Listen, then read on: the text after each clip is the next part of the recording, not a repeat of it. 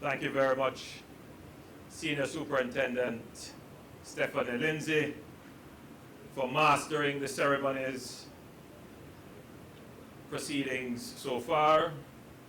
And of course, to Dr. Rowan Carnegie, our apostle and spiritual leader of the Olympic Gardens community, from the Christ for Life Deliverance Tabernacle, for the wonderful invocation that he prayed over us. My friend, Deputy Prime Minister, Dr. Horace Chang, Minister of National Security, you could describe him as indefatigable. A man who, through the raging storms, remained calm and confident. And he had good reason to be calm and confident because we had a plan that we put in place, and we strategically executed that plan. And it is amazing how we see people crawling out of the woodwork to criticize and make suggestions and make demands. And when we asked them for partnership and for support, they were nowhere to be found. They were very critical of what we were doing, which is the nature of things. You know, you always have to have persons critiquing your performance because that's important to keep you on your toes and to keep you motivated to get things done. So, you know, I recognize the effort of the Minister of National Security and carrying us through very difficult times, but we stayed the course and we are now seeing the results. He was ably assisted halfway through the plan by his permanent secretary, who is here, Alison Stone Roof.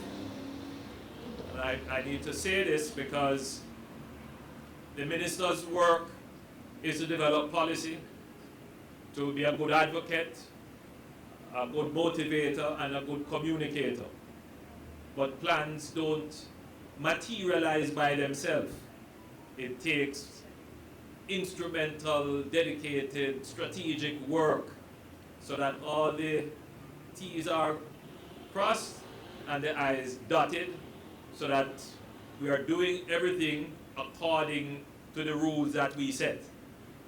And so I want to acknowledge the work of the Permanent Secretary, Ambassador Alison Stone Roof, in the Ministry of National Security. The Commissioner is represented here by Deputy Commissioner of Police, Mr. Warren Clark, someone who has been working in the force for many years, quietly behind the scenes, recently promoted to this position and has been doing an amazing job. And I expect that my compliments to you, sir, will cascade to all the members in your command who are also here, including Senior Superintendent Mandison, who is in charge of this area. Superintendent Mandison knows that he has to give me a report each time I come into the area about how the area is performing. And, you know, the reports are not always going to be good. But one thing we can say is that we will be honest about the performance. So when the performance is not what we expect, we still report and say, you know, St. Andrew South was trending above in the early part of the year what we would have wanted in terms of the targets that we have set.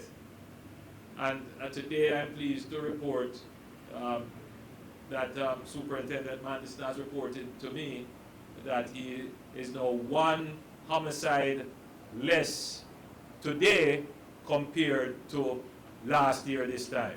So we are heading in the right direction. The measures are being put in place and we're going to see the impact. Let me acknowledge the councillors and councillors caretakers who are here, and of course my family from Olympic Gardens and Seabright and Molimes who are here. It is my privilege to join you here today as we officially commission the Olympic Gardens Jamaica Eye Control Center right here at the Olympic Gardens Police Station. Let this event be a signal to the people of Jamaica that their government is serious about making our streets safer, our communities more confident, and our nation more capable in its fight against crime. It is about combining technology, training, and trust to build a more modern, responsive, and intelligent security system. One of the critical realities of crime in our country is that it is often concentrated around public spaces. The very areas where people come together to work, shop, commute, and socialize. These include transport hubs, commercial districts, marketplaces, and main roads like Olympic Way. Now, these are the arteries of daily life, the places where families earn their living, where children go to school, where community spirit grows, and where social trust is formed. Unfortunately, there are also the spaces in which members of the public are most vulnerable to the predatory action of bad actors. Now, if you know Olympic Way, you would describe Olympic Way as the main thoroughfare. It is both the front yard and the backyard of the community. It is where the kids go to school. You have an Olympic Way, you have Seaward, primary and infant, you have DuPont, you have numerous infant schools and basic schools, and just off Olympic Way, you have Penwood, right? So it is the school, it is the road where education essentially takes place. And if you know Olympic Way, this is the party capital of this part of Kingston. So there's a party for almost every day of the week happening somewhere on Olympic Way. I'm sure Olympic Way has the most bars per kilometer of roadway in Kingston and St. Andrew. It is the place where people come to get their public transportation. At a lot of bus stops and gathering points. And Olympic Way is where people come to shop. Boy, the number of shops on Olympic Way is incredible. From wholesale to retail to all kinds of shops are here. And it is also the gathering points, right?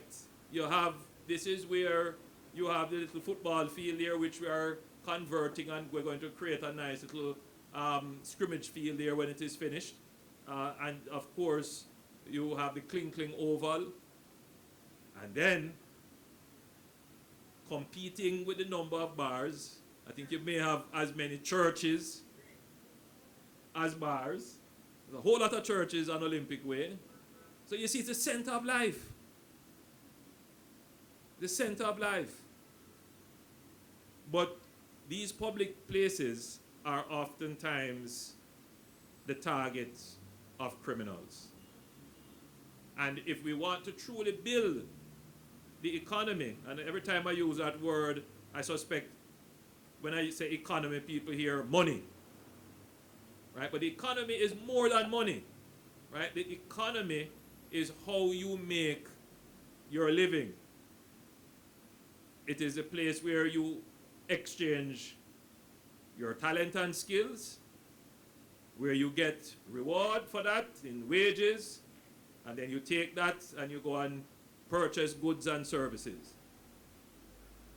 So Olympic Way effectively is an economy. People work on Olympic Way, they get their wages, they spend their money on Olympic Way, They socialize on Olympic way. They get their education on Olympic way. They go to work on Olympic way. You see that ecosystem? If there is crime happening there, and it disrupts your ability to earn your living, shop, socialize, worship, then it destroys your way of life. And I'm just using Olympic Way as a microcosm, meaning a small example of other such ecosystems of public spaces right across Jamaica, where criminal activity threatens to disrupt them. I've been here for a long time, going 28 years as your member of parliament. And I have seen times when Olympic Way was like a ghost town, where after 6 o'clock, everybody gone in. Yes, I've seen it. And I made a commitment that I am not going to be the member of parliament for an area where people have to run and sleep under their beds and fear to come out, which is why we created the hip strip on Olympic Way, to show that people can enjoy their community. When I come here at night, the place is just vibrant. People are out, enjoying themselves. And that's what we want. You want to be able to enjoy and benefit from and thrive in the public space. So, for too long, too many Jamaicans have felt unsafe in these shared environments. Acts of violence, robbery, extortion, and disorder, often committed in plain view, have undermined public confidence and hurt our local economies. When fear drives away the public from public spaces, small businesses suffer, transportation systems stall, and social trust is eroded. I recall an incident many, many years ago when I say this, the people who live in the area will know, when the Patty man was killed. And that triggered an ongoing gang war that claimed many lives. And it went on for many years. What I learned from that, being a young member of parliament at the time, and interacting with the people, everybody knew what happened. Everybody knew who did the killing.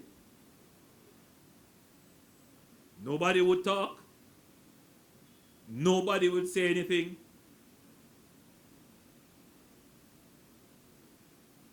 People saw what happened, but nobody would say anything. They told me, they told other people, they spoke amongst themselves. I'm sure somebody may have whispered to the police, but there was no evidence. Nobody would come forward to give a statement. Well, this is precisely why we initiated the Jamaica Eye program. CCTV, that is closed circuit television surveillance, is instrumental to reclaiming and securing these vital areas. It provides visibility where there was once vulnerability. It deters criminal activity by increasing the risk of being caught. It gives law enforcement a critical tool to respond quickly and to hold perpetrators to account. But more importantly, it provides evidence without having to rely on the human factor.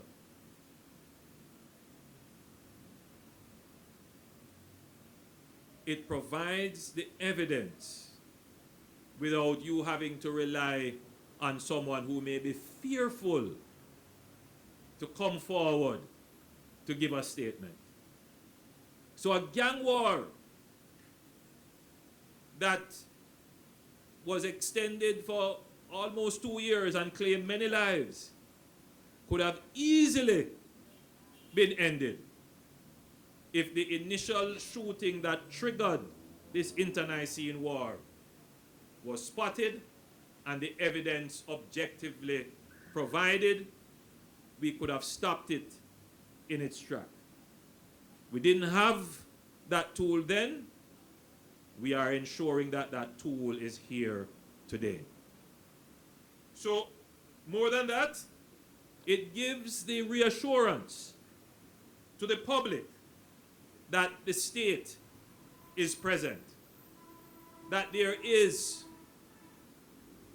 an authority present, not with suspicion, but a presence that is acting in the interest of the citizen. And that every person, whether a street vendor, a commuter, a school child, or a pensioner, has the right to feel safe as they go about their daily lives. By securing public spaces, we are defending the freedom to move, to gather, to trade, and to thrive. And that is the fundamental of building a modern, prosperous Jamaica. Olympic Gardens is a critical corridor in St. Andrew South Police Division, serving as a connector between the commercial centers of 3 Miles and the residential and industrial zones of Seaview Gardens, Tower Hill, and Waterhouse. This area hums with economic activity, pedestrian movement, and vibrant community life, but it faces unique challenges, especially related to traffic safety, because sometimes this road is almost like a race course. Public order, people park anywhere, stop anywhere, block the roads. Those things have to be addressed. And then there is crime. Thankfully not so much these days, but still, there is crime. So, what we're doing is not just about putting in cameras.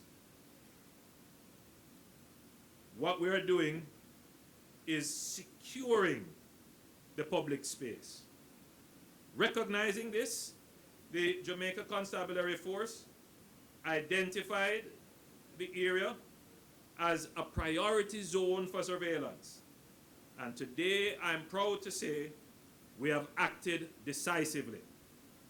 Through the Olympic Way CCTV expansion project, we have installed 51 cameras across the corridor, from the Scotiabank at 3 Miles all the way to this station, ensuring that virtually no blind spots exist. 51 cameras along this corridor. So this is not just about the number of cameras, it is about the type and quality of surveillance we are deploying. I don't want to say too much about what we have, because some things you have to just keep it.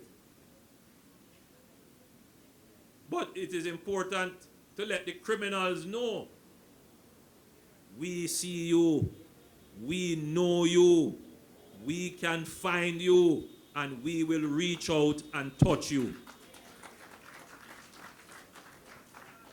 So, the cameras have license plate recognition. They can scan and capture license plates in real time. So this will allow us to detect stolen vehicles. Stolen vehicles, we know that there are pockets of gangs around the area that are involved in the stolen vehicle trade.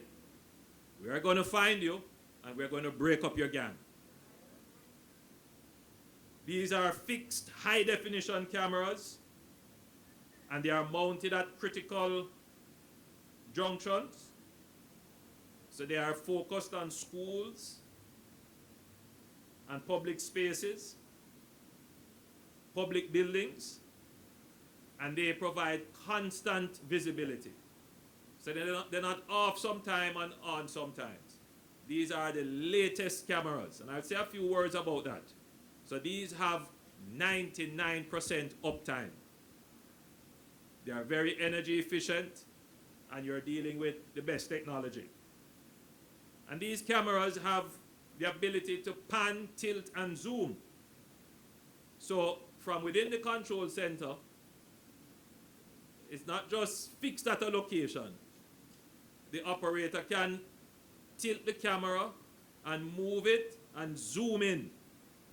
And with artificial intelligence, though I shouldn't say all of what we have, but yeah, but a noise can be made and the camera move to that noise without an operator. All of this is technology that we are going to integrate. So, just to say a little bit more about the technology, because, again, the conversation today from many of the talking heads and people who are seeking relevance in the conversation would seem to suggest as if the government doesn't know what it is doing. This administration in 2018 put out to the country a plan. It was called Plan Secure Jamaica. It's a comprehensive plan focused on 10 areas of national development.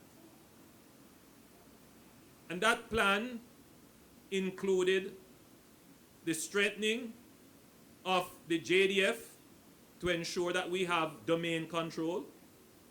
We can control our borders and our maritime space and provide effective support, latent support to the JCF. The plan required us increasing the number of security personnel that we have. So the complement of the JDF was increased from about 4,000, there are a little bit over 8,000 now. Same thing for the JCF. We moved the JCF from somewhere in the region of about 9,000 to now they are almost at their full complement of 14,000. We changed their communications, their transportation, their training, their doctrine, their leadership. The JCF today is not the JCF of 10 years ago. Totally different organization. Now I see articles being written about Jamaica militarizing. What nonsense. The truth is we have been very unsophisticated in our security arrangements. So unsophisticated that criminals had greater capacity to create mayhem than the security forces had to bring them under control. And there are those who are vested in seeing our security forces underfunded, undersupported. No criminal organization must have more capabilities than our security forces.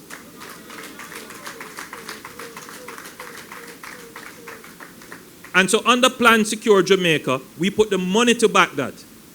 We weren't waiting for our overseas partners to say, here is something, or we'll help you with that. No.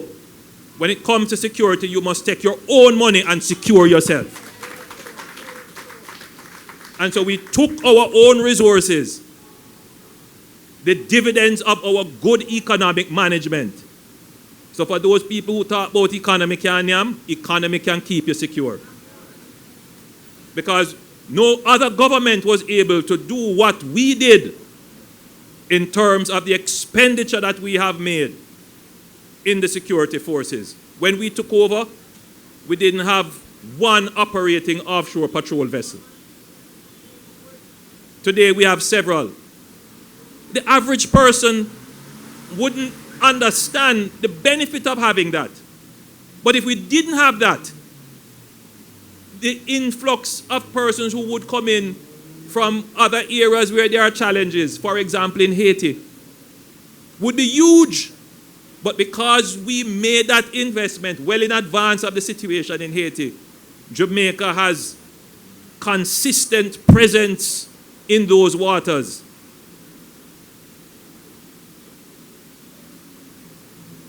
You have been hearing about the number of interdictions at sea with drugs. That is what the security blanket gives you. You only know you're insecure when you don't have it. But when you have it, you take it for granted. But we made that investment. We made that investment as well in the intelligence capabilities of the forces.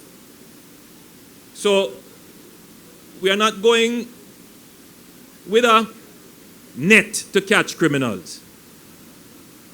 Our security strategies are sharpened because we have better intelligence.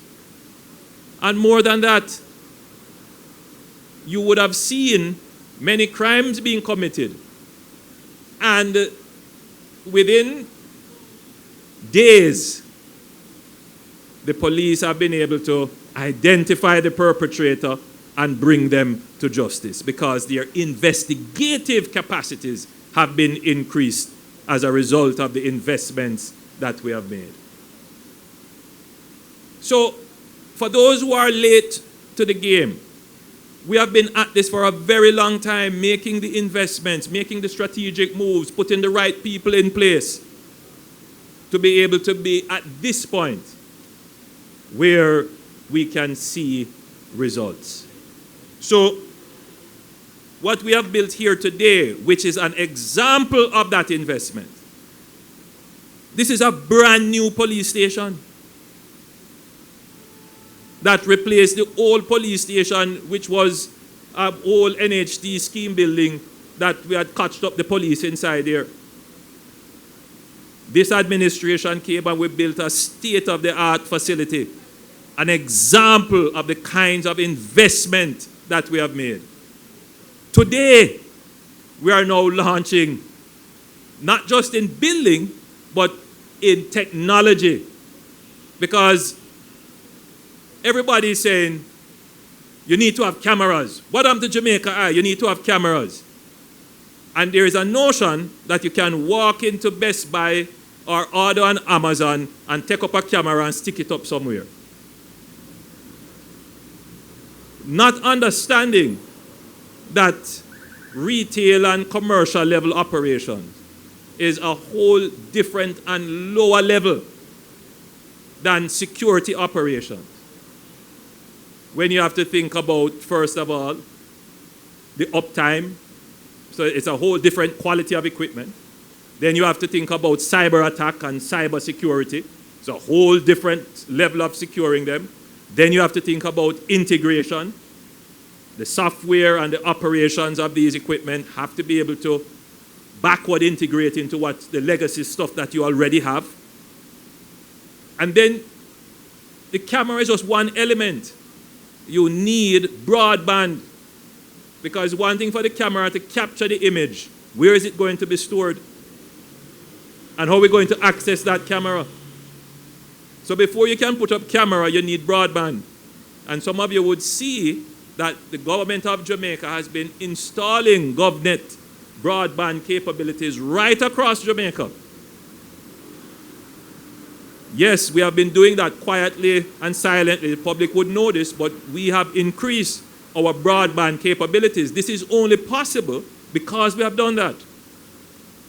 And then once that is done, then we have to train the personnel who will manage it.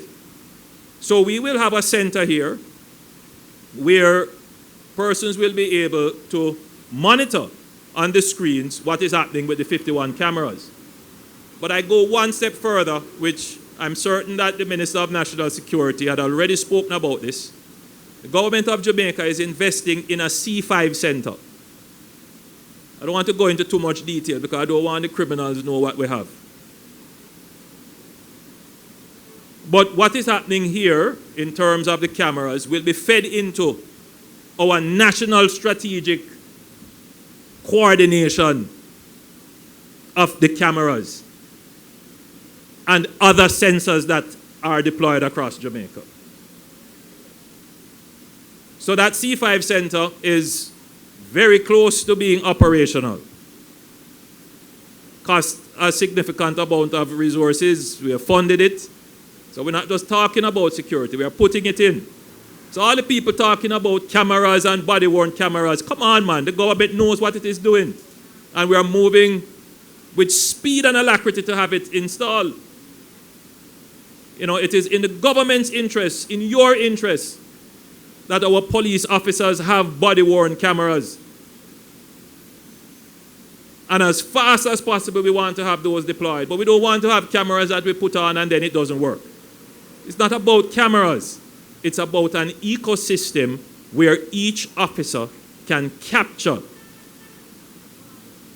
the situation that confronts them and have that evidence capture stored in a retrievable way, but in a secure way that it cannot be manipulated so that it reaches evidentiary standards for court proceedings. That is what we want. And so it takes time to build out that so that it has endurance. And that is what we're doing.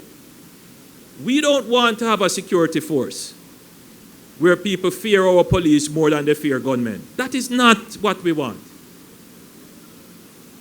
Every officer here that dons the uniform, what they really want when they walk out in their community is that people say, I want my son to follow in your footsteps. They want respect. And they know they can't get that respect if people just fear them as though they fear criminals. So let us invest in building a security force that we can all be proud of. And as I stand here today, I want the security force that we are building to have the ultimate and utmost respect for human rights. Let us make our JCF the force for good, the force to protect us. It's a conversation that the nation needs to have. Yes, there were transgressions in the past. And yes, there are members of the force who they haven't got the memo yet. But I'm certain that the system that is in place in the JCF with the new leadership and command, that when officers violate, they will be dealt with. This is not a banana republic force. This is a world-class policing institution that we are building, one in which you can be proud and one that will be an example for the rest of the region.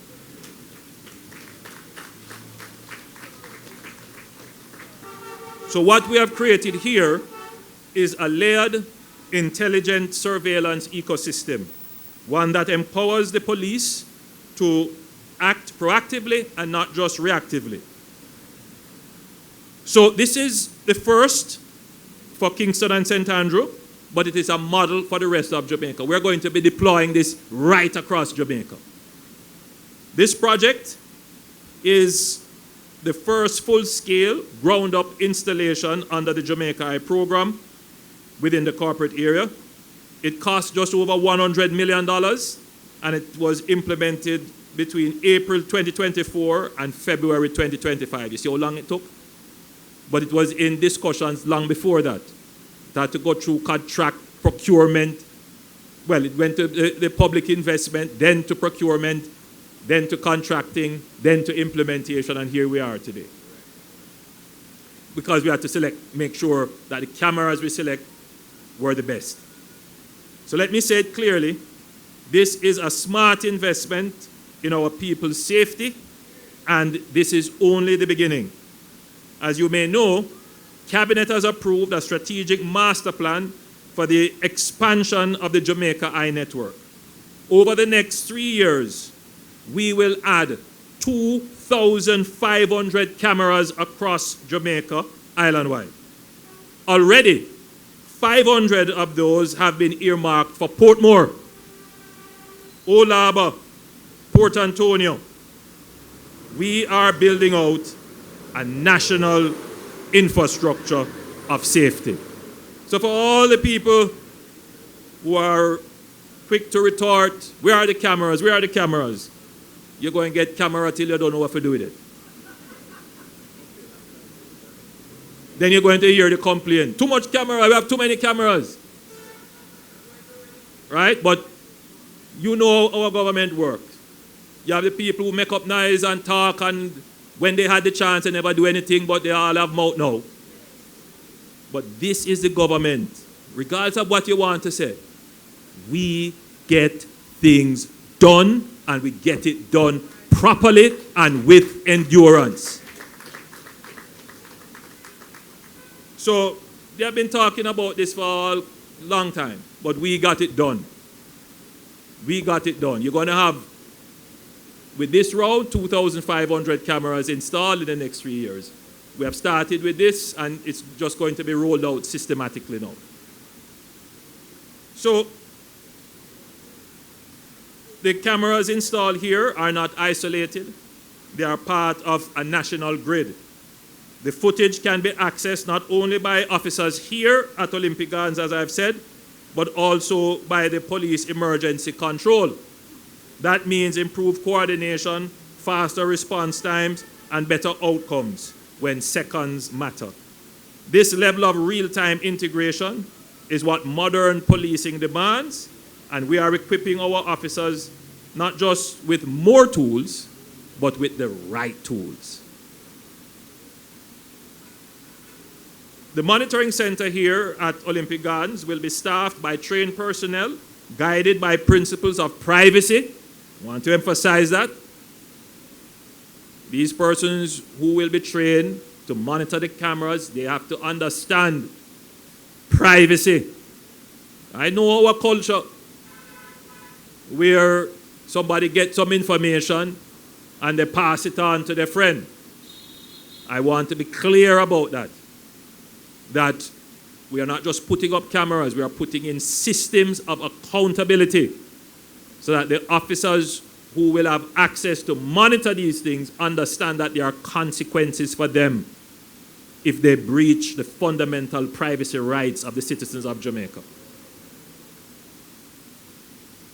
for whom much power is given. There must be great accountability and responsibility. But our police officers will have greater visibility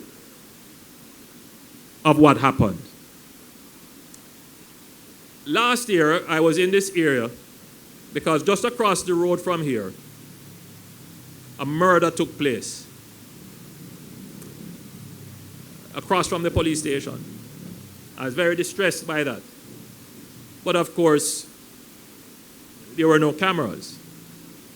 Police weren't able to see.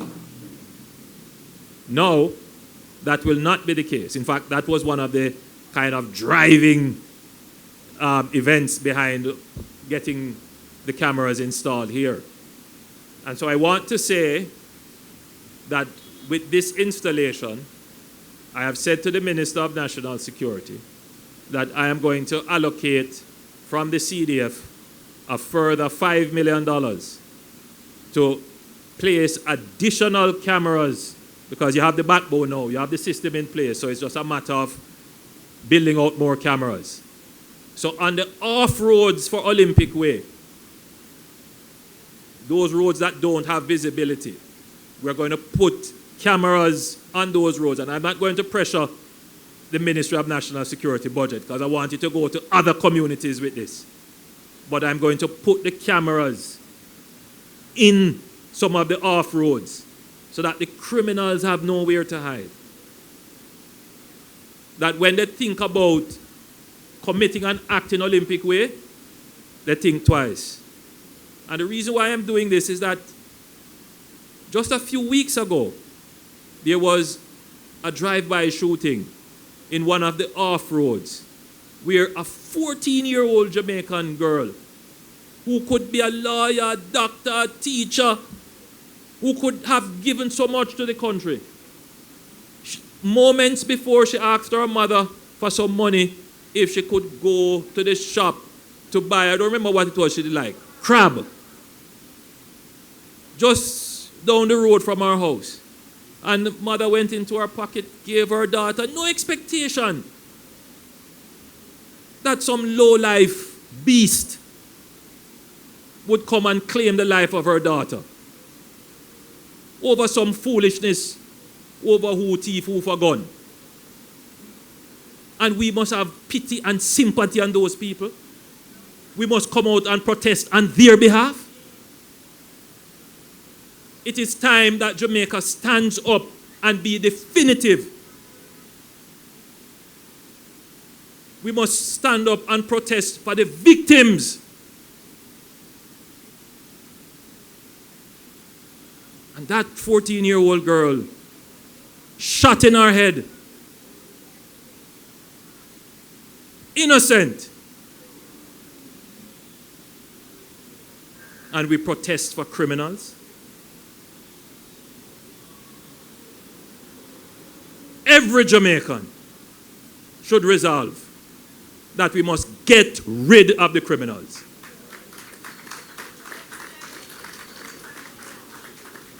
It could have been your daughter walking to the shop. But as I stand here today, we are going to find you. So we're going to put cameras on that road and several others. But I also want to announce that we're going to put up a $2 million reward fund for anyone giving information leading to the capture and arrest of those criminals who are responsible for the murder of that 14-year-old girl in this constituency. And I'm going to ask the Minister of National Security if he could top it up so that there is a greater incentive. Because somebody knows. As I told you, it's been my experience. People know, but nobody's going to come forward and give evidence. But we just need to know so we can piece things together. Somebody knows. So let me repeat. We will be giving $2 million. And I'm asking the Ministry of National Security to top that up so that there is a sizable sum so we can find those criminals who did that to that 14-year-old girl who is not here with us. It really touched my heart. So, let me be clear. Jamaica Eye operates within strict parameters. It is not a tool of surveillance over citizens' privacy, nor does it collect personal data like facial recognition or audio. We don't store that. Its cameras are aimed only at public places, places that are defined as public places, the roadway, the sidewalk. It will cover the places where people have public access, move, walk, drive, and the information gathered is stored and used according to the data protection laws which exist and with full respect for human rights. We must never fear the tools that help us to build a better society. What we must fear is doing nothing while criminals take root in our society. It is because we have been doing nothing for a long period of time why we are in this situation today. I would rather be criticized for doing something than for doing nothing. Remember, security is everybody's business. So in conclusion today, we open more than a control room. We open a new chapter in how Jamaica fights crime, builds communities, and protects lives. To the officers who will monitor these cameras, you carry a sacred duty. Use this technology to serve, protect, and uphold the law with integrity. To the residents of Olympic Gardens, this is for you. It is a promise that your community is not forgotten. It is a symbol of the Jamaica we are building, one where order replaces chaos and progress replaces fear. And to all Jamaicans, let us support this effort, not only with our words, but with our actions. Let us step into the future, digitally equipped, morally grounded, and united in purpose. May God bless the people of Olympic Gardens. May He protect our officers. And may He continue to bless Jamaica, land we love. Remember, choose Jamaica.